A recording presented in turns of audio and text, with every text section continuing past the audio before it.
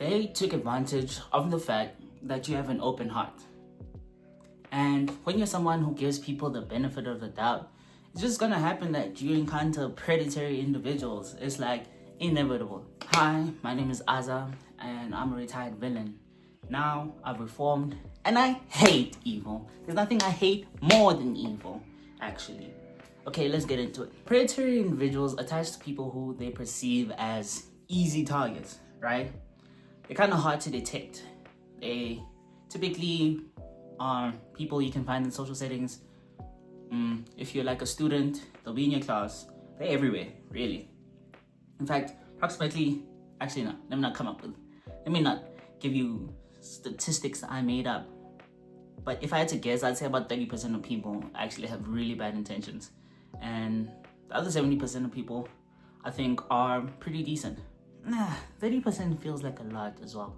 I don't think that's fair at all to say that 30% of people have bad intentions. But I've seen some truly evil shit that makes me feel like at least 30% of the people I've interacted with have had pretty bad intentions towards me.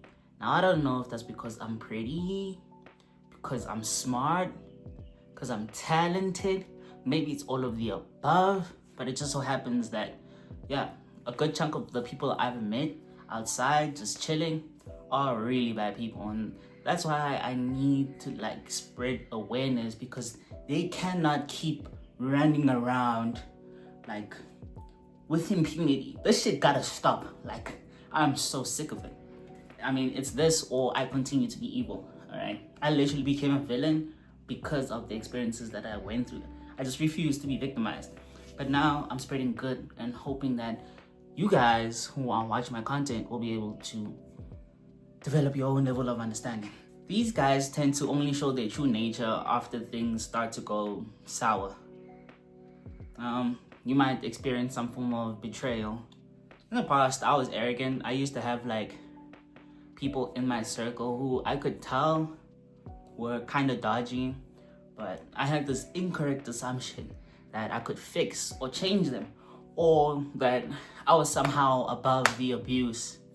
Maybe it was from like growing up also with abusive people, where I never really clocked that this isn't something that is my responsibility to deal with. It was only when I started my awakening, essentially my enlightenment, that I was able to recognize that this really isn't something that I should be putting my nose into. These people need therapy, they need help, they need reflection, they need something that you can't give. They need God, bro. What are some of the immediate solutions that I can give?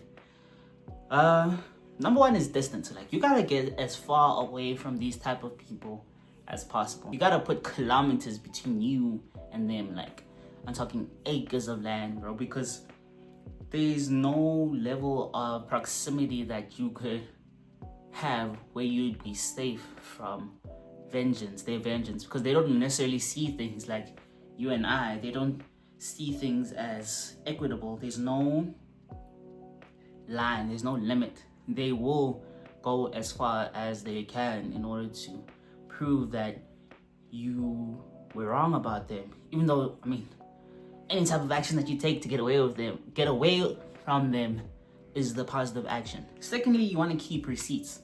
You gotta keep as many receipts as possible.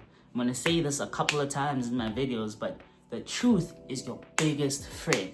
The truth is your biggest ally. You got a journal to keep track of events, because you will be gaslit. If you ever try to speak out, you're gonna be gaslit. It's just gonna happen. Your memory is gonna be manipulated. And these people are predatory in the sense that they will be doing this to multiple people as well. So you being a good person, you don't have the same level of experience as them in kind of manipulating situations. So you are ill-equipped to deal with that situation if you do not have receipts. Keep a journal.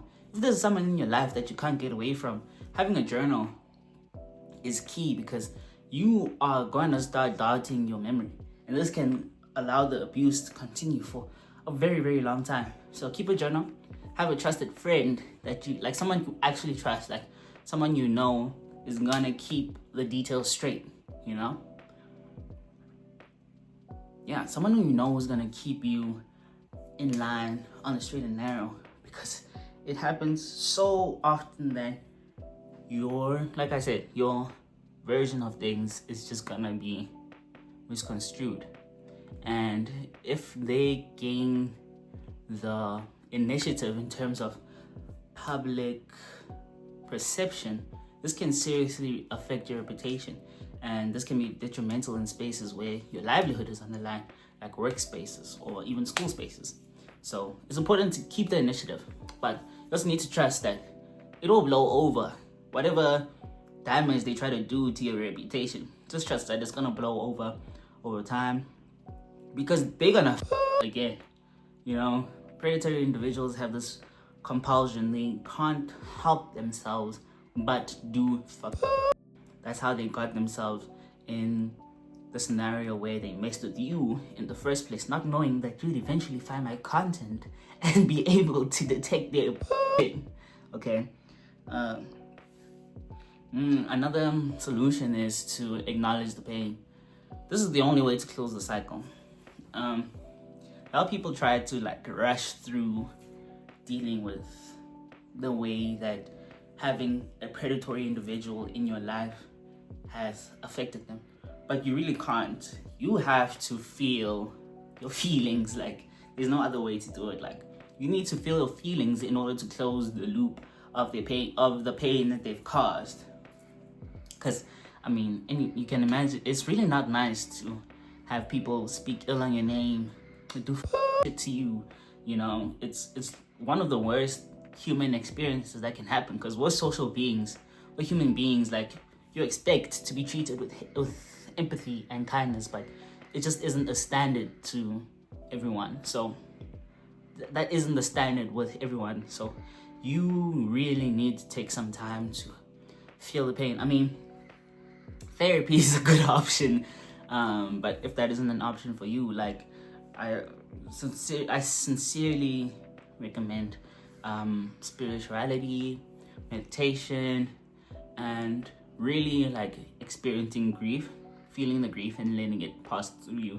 Because best believe your body keeps the score. Like, there is no avoiding dealing with what you've been through. And then maintaining emotional distance. If this isn't someone who you're able to get away from physically, then you should try your best to maintain emotional distance. I'll talk about this some more in future videos, but the way to maintain emotional distance is essentially to employ the gray rock method. The gray rock method is when you limit your reactions, when you limit your reactions to certain situations, to any type of interactions you have with them. Just try your best to give them no ammunition.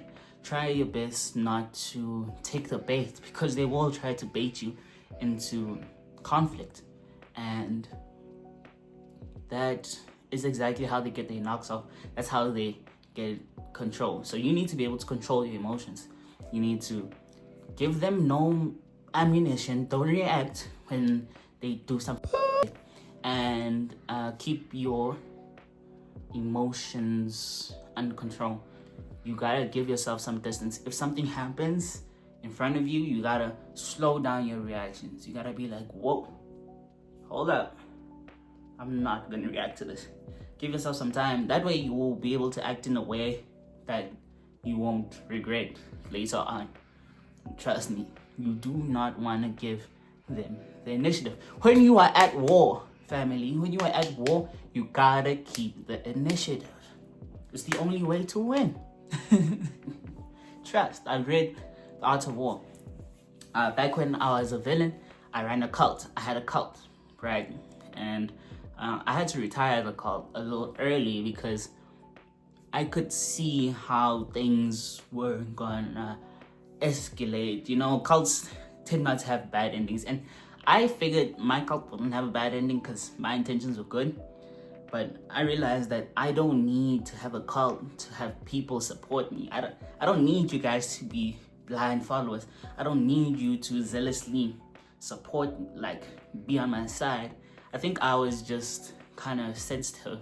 I wanted someone to be on my side no matter what, after just experiencing a whole lot of betrayal. But I've healed some, or I'm actively healing, and now I'm spreading awareness about how you guys can heal and get yourself out of sticky situations with sticky people. So just to conclude, this can happen to anyone. So give yourself some grace, man. We all deal with, like I said, about 30% of the people that I've met have been really shitty. Like really shitty. And I think of that 30%, 1% of them hurt me in unimaginable ways you couldn't. Those are stories for other days, man. So just give yourself some grace, bro. It's never your fault. These people need therapy. They need help. They need compassion. They need love. A lot of these people didn't have enough love, and now they are exacting their wrath on the rest of the world. And another reason why we need to raise awareness about evil people is because these evil people, they grow up and they end up in government, and they end up in leadership positions, and they end up being someone's boss, someone's managers, and they end up making untold quantities of people miserable, which is completely unnecessary because the signs were there. It's just like how I saw a video the other day. The number of serial killers is going down because the police are catching them sooner. They're seeing the signs sooner. Murderers are getting sent to prison before they become serial killers. The same thing can happen now. If we can all consciously be aware of these evil people's tendencies to be evil, then us as a society will be less likely to condone their sadistic actions. And maybe then we can create a world where the next generation is able to live fruitfully and happily and comfortably in love. Love is the highest frequency, and that's where we should all aspire to get to. Follow me to not be blindsided by evil again. Support me at feralways.com. Purchase my merch or feel free to donate. And free Palestine.